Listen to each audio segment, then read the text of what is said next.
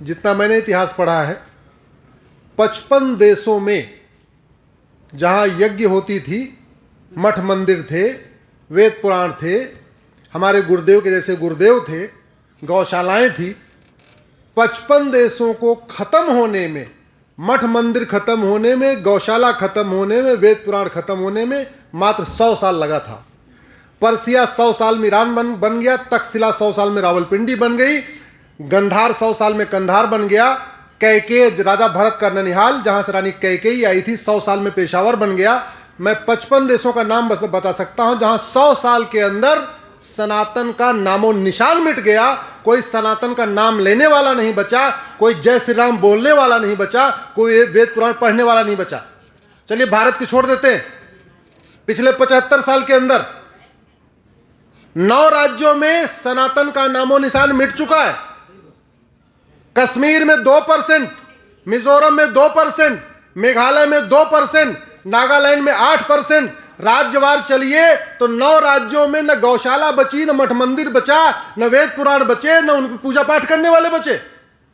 और district wise चलिए, 750 जिलों में से 200 जिले, मैं जिले गिनवाता हूं, 14 जिले बंगाल के गए, 9 जिले असम के गए, 6 जिले आपके बिहार के गए, 4 जिला आपका झारखंड का गया, 18 जिला आपका उत्तर प्रदेश का गया, 2 जिला आपका हरियाणा नूह मेवात गया, 3 जिला आपका पंजाब गया, मलेरकोटला वाला एरिया गया, 6 जिले आपके राजस्थान के गए, 6 जिले आपके गुजरात के गए, 6 जिले महाराष्ट्र के गए, 2 जिले आपके क्या बोलते गोवा के गए, 3 जिले आपके केरल के गए।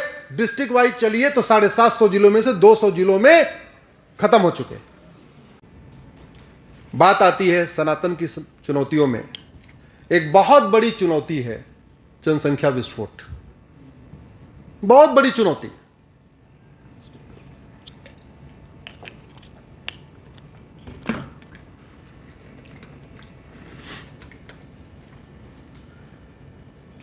मेरा व्यक्तिगत अनुभव कहता है पिछले 20 साल का, मैं थोड़ा राजनीति से भी जुड़ा हुआ हूं, बाबा ने बता ही दिया कि मैं एक्सीडेंटल पॉलिटिशियन भी हूं, accidental engineer, accidental lawyer, accidental politician.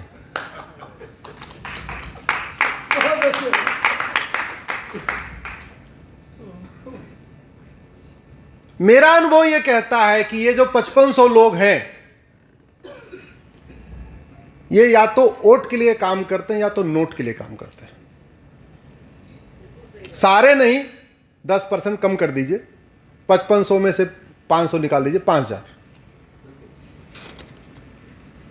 या वोट के लिए या तो, जोर से बोलिए, आप बोल ही नहीं रहे। मैंने राजेश जी इसीलिए बोला था हमको पहले बुलवा लेना, देखो लोग सुस्त हो रहे हैं अब धीरे धीरे।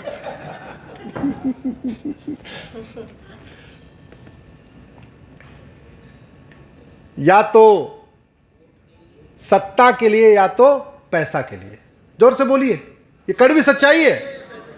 इस 5500 लोगों में से 5000 या तो सत्ता के लिए काम करते हैं या तो पैसा के लिए, या तो वोट के लिए या तो नोट के लिए।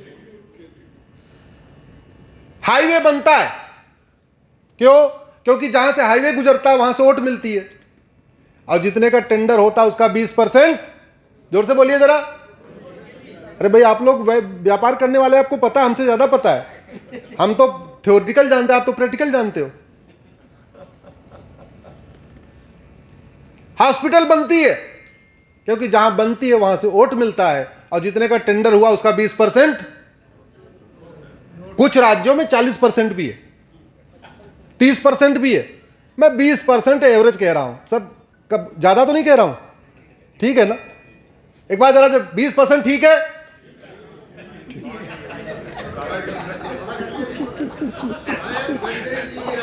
भारत माता की।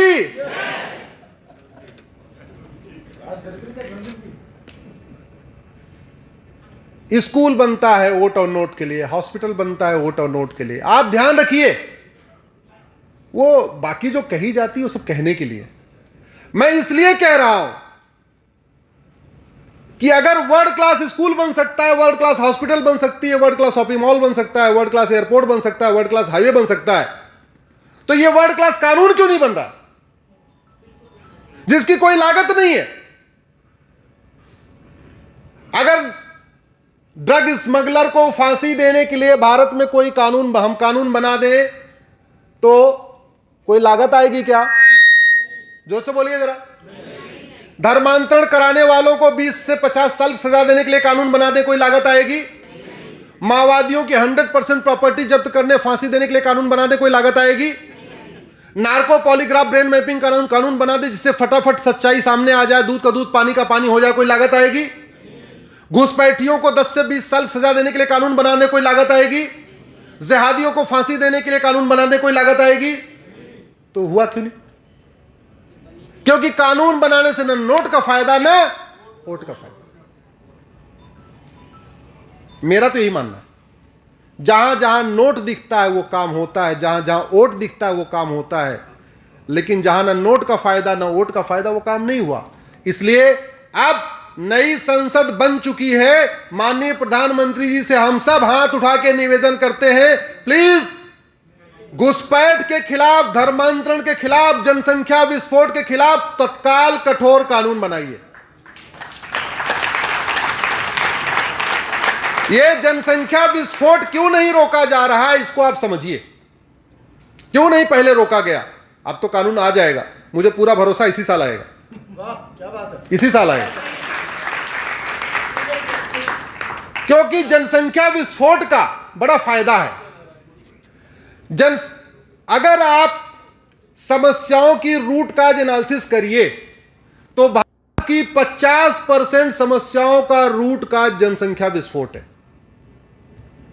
हमारे पास जमीन दुनिया की 2% है, कितनी?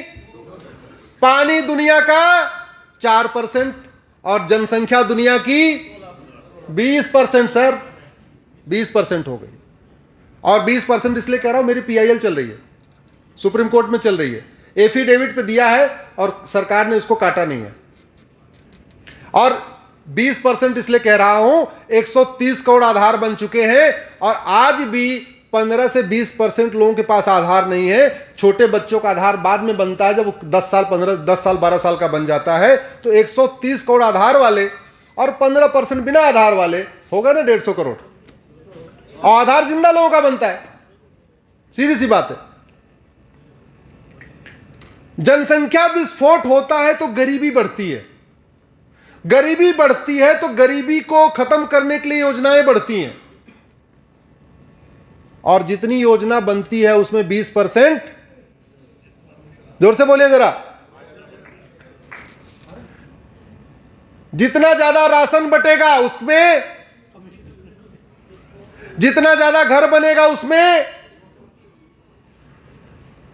जितना ज्यादा मुफ्त में और चीजें बटेगी, सब में कमीशन है कि नहीं? तो जनसंख्या जब बढ़ती है तो गरीबी बढ़ती है। अगर आप समस्याओं के रूट काज पे जाएं, मैं 5 मिनट के अंदर अपनी बात खत्म कर रहा हूं। मैं समझ रहा हूं बहुत देर से आप लोग बैठे हुए हैं। राजेश जी बस 5 मिनट खत्म करूंगा, 5 मिनट में। हाँ, मैं कुछ सवाल भी ले लेंगे बाद में। जल जंगल की समस्या, रूट काज, जोर से बोलिए, जनसंख्या विस्फोट। जल जंगल की समस्या, रोटी कपड़ा मकान की समस्या, गरीबी, कुपोषण, प्रदूषण, अपराध, भ्रष्टाचार भी, मिलावटखोरी, जनसंख्या विस्फोट। बिना केमिकल डाले गेहूं पैदा ही नहीं कर सकते। और जब गेहूं पैदा हो गया तो आपके लिए अलग गेहूं थोड़ी आएगा, आपको भी वही रसायन वाला गेहूं खाना है, तो आपकी बीमारी बढ़ेगी। तो बढ़ती बीमारी का मूल कारण जनसंख्या विस्फोट, क्योंकि कुछ शुद्ध मिल ही नहीं पा रहा है। शुद्ध हवा नहीं मिल रही है, शुद्ध पानी मिल नहीं रहा, शुद्ध दूध नहीं मिल रहा, शुद्ध फल नहीं मिल रहा, शुद्ध सब्जी नहीं मिल रही है। तो जब अशुद्ध खाओगे बीमारी बढ़ेगी। तो बीमारी का मूल कारण जनसंख्या विस्फोट। कभी एम्स में आरएमएल में जाके सुबह सुबह देख लीजिए, लाइन लगा के, जो लाइन में लगी होती है उनके, आप जरा देखिए, आप समझ में आ जाएगा कौन लोग हैं। और जो लोग कहते हैं कि भारत में तो साक्षरता आ गई है, तो मैं उनको 10 से 20 बच्चों वाला हजारों परिवार दिखा सकता हूं। पूरा रिसर्च करने के बाद मैंने PIL फाइल किया था। भारत में अभी भी 20-20 बच्चे पैदा हो रहे हैं। और इसका सबसे बढ़िया है, किसी जेल में सर्वे करा लीजिए। जितने चोर हैं, झपटमार हैं, लुटेरे हैं, चेन स्नेचिंग करने वाले, इस टाइप का काम करते हैं, वो ज्यादातर 10 से 20 बच्चे वाले हैं। तो बढ़ते अपराध का मूल कारण क्या है? तो अगर आप लोग दिल्ली में शॉपिंग नहीं कर पा रहे हैं डर के मारे, अपराध के कारण, तो उसका रूट काज क्या हुआ? और संविधान के शेड्यूल 7 के लिस्ट 3 में एंट्री नंबर 20A पे लिखा हुआ है, जनसंख्या नियंत्रण कानून बनाना केंद्र और राज्य की ड्यूटी है। संविधान में लिखा हुआ। मैं ये संविधान सांसदों को दे दे के थक गया। मैं कहता था भाई देखो, यहां देखो लगा हुआ है, हाँ संविधान दे दो, इसको बोलेंगे।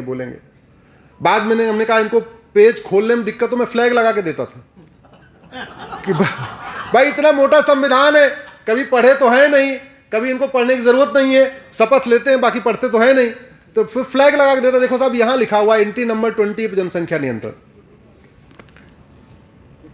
एक दो सांसदों ने बोलना शुरू किया, हमने कहा इनके पीछे घूम के टाइम खराब करने से अच्छा चलो सुप्रीम कोर्ट ही चलते हैं। मैंने PIL फाइल किया, PIL एडमिट हो गई, और लकीली उस समय पाकिस्तान के सुप्रीम कोर्ट में भी एडमिट हो गई हमारे बाद। जैसे मेरी PIL एडमिट हुई उसके बाद पाकिस्तान में भी एडमिट हो गई, तो जनसंख्या नियंत्रण के ऊपर वहां भी कमेटी बन गई है। दुर्भाग्यवश हमारे यहां कमेटी अभी तक नहीं बनी, हालांकि वहां तो अलग ही खेल चलता है, लेकिन कम से कम वहां के सुप्रीम कोर्ट ने यह कहते हुए कि भारत की सुप्रीम कोर्ट में ऐसी पिटीशन एडमिट हुई तो लाओ हम भी एडमिट कर लेते हैं। साथियों, भारत की 50% समस्याओं का रूट काज है जनसंख्या विस्फोट, और राजेश जी सनातन के समक्ष जो सबसे बड़ी चुनौती है वो जनसंख्या विस्फोट। इसलिए प्रधानमंत्री जी से निवेदन करते हैं, प्लीज तत्काल जनसंख्या नियंत्रण कानून बनाइए। जो लोग ये कहते हैं कि अब तो कोई जनसंख्या विस्फोट कर ही नहीं रहा है, तो अच्छा है, फिर कानून किसी के ऊपर लागू ही नहीं होगा। भाई जो रेड लाइट तोड़ेगा चालान तो उसी का होगा ना, जो रेड लाइट नहीं तोड़ेगा उसका थोड़ी चालान होगा। और ये कानून लॉलीपॉप वाला कानून नहीं चलेगा, ये सोच के कि नहीं हम थोड़ा राशन दे देंगे, थोड़ा ये कर देना। आप जो आदमी जनसंख्या विस्फोट कर रहा है उसका वोटिंग का राइट छीनिए। राइट टू वोट जब तक नहीं छीना जाएगा तब तक जनसंख्या नियंत्रण नहीं होगा। और राइट टू वोट को छीनने का अधिकार यह संविधान देता है।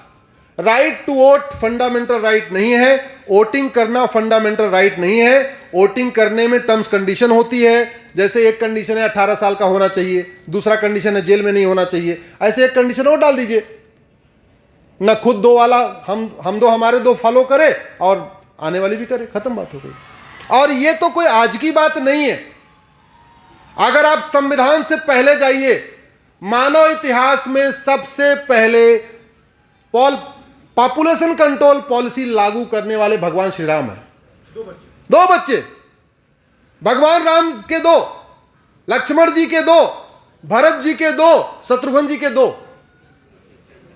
मानव इतिहास में सबसे पहले यूनिफॉर्म सिविल कोड लागू करने वाले भगवान श्री राम है। भगवान श्री राम के पहले तक बहुविवाह था। भगवान राम ने तय किया नहीं, एक उत्तरकांड उठा के पढ़िए, वाल्मीकि जी ने साफ साफ लिखा है, तुलसीदास जी ने लिखा हुआ है उत्तरकांड में, एक पति एक पत्नी का व्रत सबसे पहले भगवान राम ने शुरू कराया था। उत्तरकांड में देखिए लिखा हुआ है। मानव इतिहास में सबसे पहले समान शिक्षा लागू करने वाले राजा दशरथ हैं। हालांकि राजा दशरथ के पहले भी राजा रघु ने भी लागू कर दिया था। इसी का नतीजा है कि राजा दशरथ और उनके मंत्री सुमंत एक साथ पढ़े थे, जबकि दोनों का वर्ण अलग अलग था। भगवान राम और प्रयाग के निषाद राज बैचमेट थे, एक साथ पढ़े थे, जबकि दोनों का वर्ण अलग अलग था। पहले 4 वर्ण ही होते थे, जातिवादी तो होती नहीं थी। तो वास्तव में अगर हम चाहते हैं सनातन संस्कृति बचे, तो हमें समान शिक्षा लागू करना पड़ेगा। बच्चा मंत्री का हो या संतरी का हो, क्लर्क का हो या कलेक्टर का हो, मजदूर का हो या मालिक हो, किताब एक होनी चाहिए। और मैंने तरीका बताया, प्राइमरी में वेद पुराण गीता रामायण सबको पढ़ाइए, तभी जाके सनातन संस्कृति रुकेगी। सनातन संस्कृति को बचाना है, जाति छोड़िए, गोत्र शुरू करिए। सनातन संस्कृति को बचाना है, समान नागरिक संहिता लागू करना पड़ेगा। हम दो, हमारे दो, सबके दो, कोई भेदभाव नहीं, सब भारतीय हैं, कोई भेदभाव नहीं होगा। सनातन संस्कृति को बचाने के लिए एक हमें भारतीय दंड संहिता बनाना पड़ेगा, one nation one civil code बनाना पड़ेगा। ये 40 जो घटिया कानूनों का मकड़जाल चल रहा है, इस सारे मकड़जालों को फेंकना पड़ेगा। अमेरिका के फेडरल पिनल कोड की तरीके आप उसी में चैप्टर कर दीजिए, सारे अपराधों को मिला दीजिए, चैप्टर वाइज कर दीजिए। घूसखोरी चैप्टर 1, जमाखोरी चैप्टर 2, मिलावटखोरी चैप्टर 3 करते चले जाइए, जैसे अमेरिका ने किया हुआ है। 123 चैप्टर का बढ़िया एक इंटीग्रेटेड फेडरल पिनल कोड बना दिया, देखिए वहां अपराध कम है। सनातन संस्कृति को बचाने के लिए पुलिस चार्टर, जुडिशियल चार्टर लागू करना पड़ेगा। पुलिस चार्टर का मतलब यह हुआ, मैं आज कंप्लेन दूं, यहां पे एक बांग्लादेशी आया है, 1 घंटे के अंदर एफआईआर होनी चाहिए और 1 महीने के अंदर जांच पूरी होनी चाहिए, यहां कोई घुसपैठिया रहता है।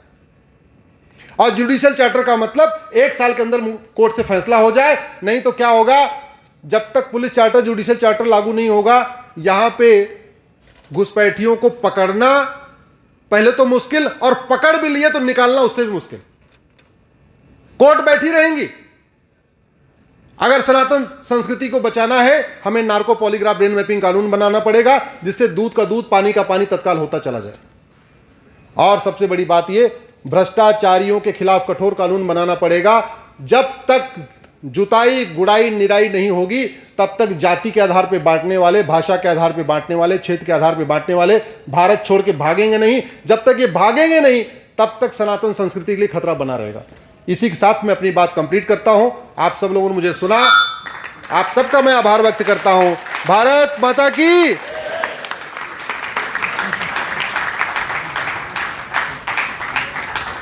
एक बार सब खड़े होकर तालियां बजाएंगे अश्विनी उपाध्याय जी के लिए।